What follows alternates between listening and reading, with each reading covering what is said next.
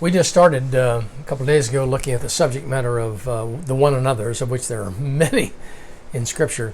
Today we want to look at love one another. There are numerous passages that actually make that statement.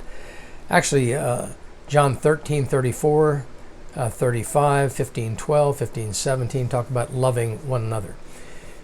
Love is not an emotion, as you may have heard me say in the past. It's an action. And we're told to love our enemies, which is difficult. Matter of fact, it's not just difficult, it's really hard. It seems almost impossible at times to love somebody that you know you're not going to get love back. You know you're not going to get a response back. But this is all kingdom living. Because if I can love somebody that I disagree with, if I can love somebody that absolutely despises me, there is a certain power in that. And so what I would suggest is taking a moment to actually think through, who is it that you find yourself having a very difficult time loving? Could be a boss, could be a family member, could be a sibling, could be parents, could be almost anybody, a next door neighbor. And you can't just whoop that up. You can't just make that happen. Because again, it isn't a feeling, it's an action.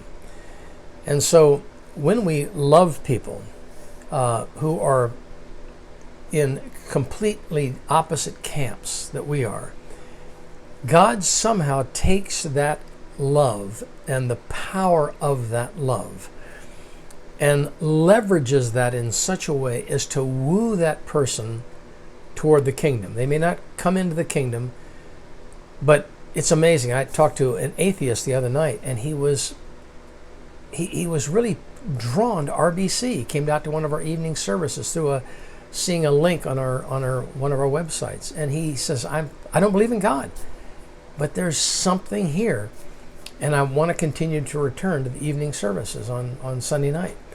You don't know how God's going to work, but love is a power. It's an action, and we are to love people that we may disagree with, we may not get along with, and we do that by serving them, caring for them, ministering to them, and not judging them.